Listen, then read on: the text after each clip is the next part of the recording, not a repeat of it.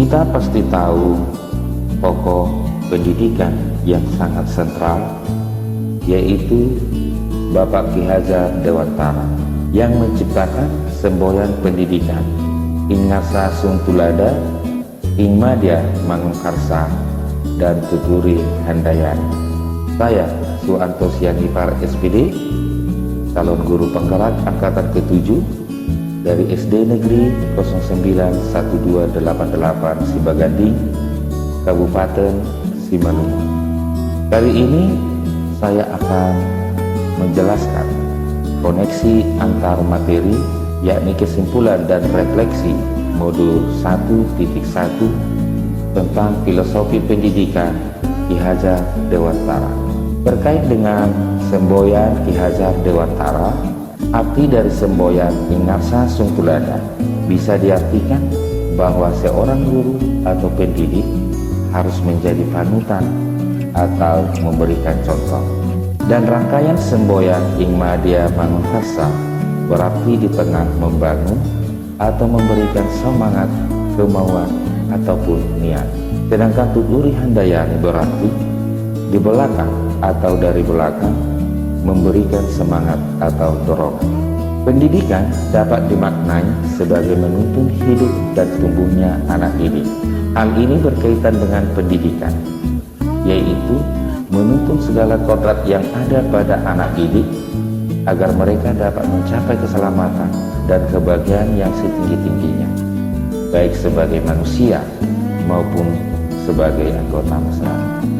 Pendidikan itu menuntun anak-anak sebagai makhluk hidup dan makhluk sosial, sehingga mereka hidup dan tumbuh sesuai kodratnya sendiri.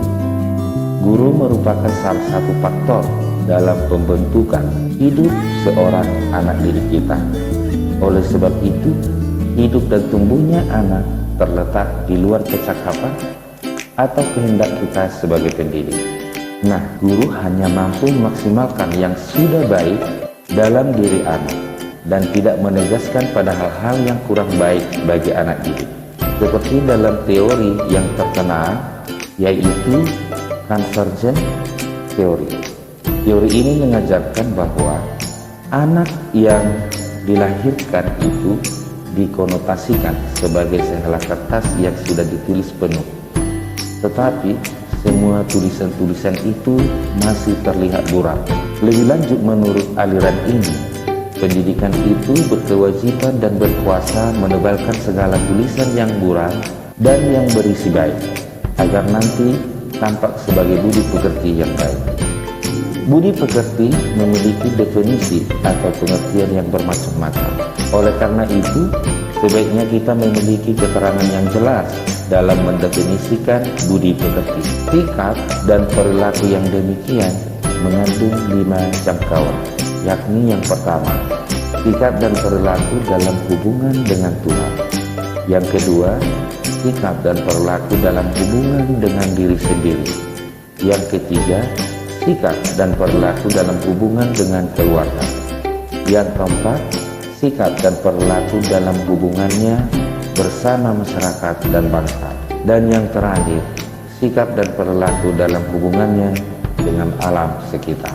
Dasar pendidikan yang menuntun anak diberi kebebasan, namun pendidik sebagai pamong dalam memberi tuntunan dan arahan agar anak tidak kehilangan arah dan membahayakan dirinya. Seorang pamong dapat memberikan tuntunan agar anak dapat menemukan kemerdekaannya dalam belajar. Anak juga secara sadar memahami bahwa kemerdekaan dirinya juga mempengaruhi kemerdekaan anak lain.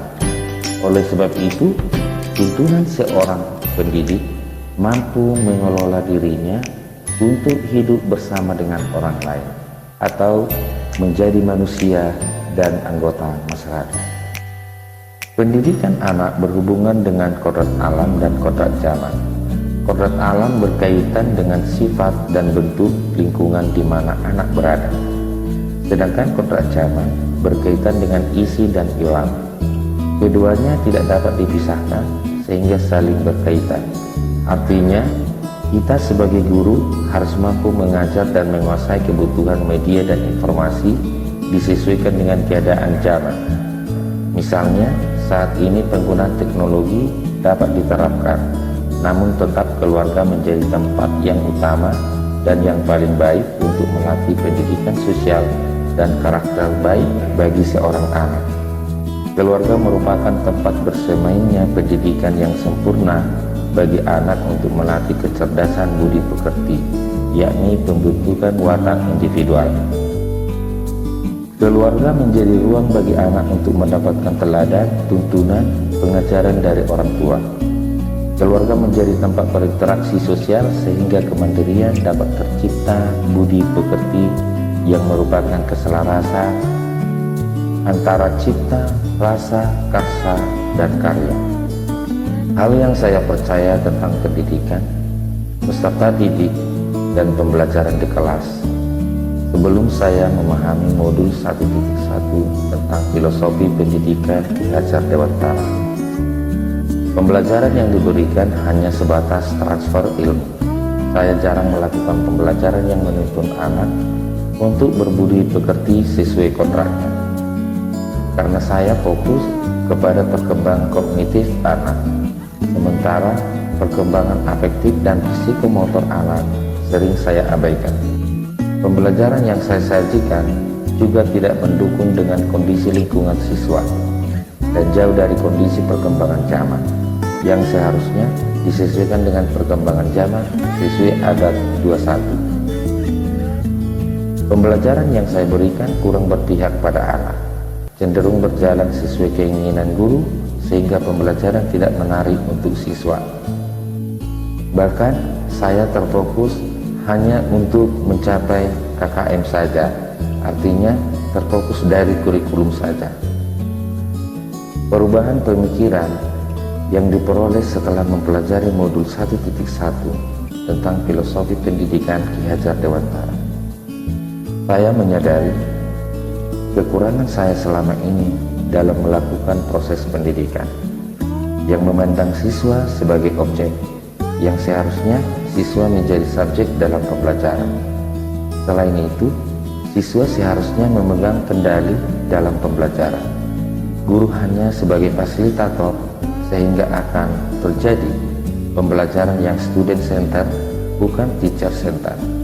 Dunia anak adalah dunia permainan, sehingga pembelajaran seharusnya menarik bagi anak. Guru bertugas untuk menuntun dalam pembelajaran, sehingga guru berperan sebagai tamu dan siswa diberi kebebasan untuk berkreasi menurut kontraknya. Setelah memahami filosofi Ki Hajar Dewantara, membuat mindset saya sebagai pendidik berubah. Di antaranya, saya akan menjadi pendidik yang dapat mengikuti zaman, namun tetap mempertimbangkan kondisi kontrak anak. Ketika memutuskan sesuatu, saya tidak lagi menjadi aktor utama, namun saya hanya sebagai fasilitator ataupun sebagai pengambil kesimpulan setelah pendapat siswa telah disampaikan. Saya membuat desain pembelajaran yang lebih menarik lagi sesuai tema dan kebutuhan serta karakteristik peserta didik zaman sekarang. Ketika siswa melakukan kesalahan, saya akan memberikan ruang dan waktu untuk menjelaskan latar belakang mengapa mereka melakukan kesalahan itu, dan kemudian memintanya menyadari kesalahannya dengan cara saya memberi beberapa pertanyaan. Memberi kesempatan pada siswa untuk berpikir kritis dan melakukan pembelajaran tidak hanya di dalam kelas saja. Tidak banyak menuntut untuk selalu mengerjakan tugas, tetapi diberikan kelonggaran waktu. Dengan pembedanya adalah sistem penilaian. Memfasilitasi peserta didik untuk berkesempatan menanyakan hal yang belum mereka pahami di luar jam pelajaran. Hal-hal yang segera diterapkan dalam kegiatan pembelajaran di kelas agar kegiatan pembelajaran mencerminkan pemikiran Ki Hajar Dewantara. Merancang pembelajaran yang menyenangkan, menjadi fasilitator, motivator, sekaligus inspirasi bagi siswa. Menuntun siswa untuk berbudi pekerti dan berkarakter yang baik sesuai dengan karakter Pancasila. Menerapkan pembelajaran student center. Merancang pembelajaran yang mendukung sesuai dengan kondisi lingkungan siswa. Menggunakan pembelajaran sesuai perkembangan zaman, seperti merancang game pembelajaran sesuai perkembangan zaman abad 21. Aksi nyata dalam kelas.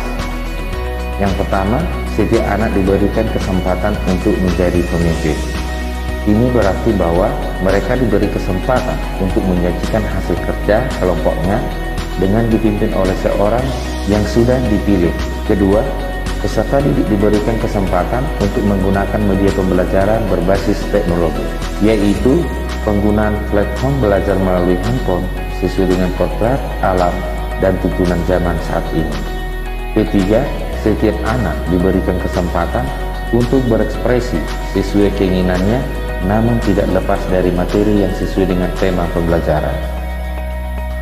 Demikianlah ulasan tentang koneksi antar materi modul 1.1 tentang filosofi pendidikan Indonesia menurut Ki Hajar Dewantara.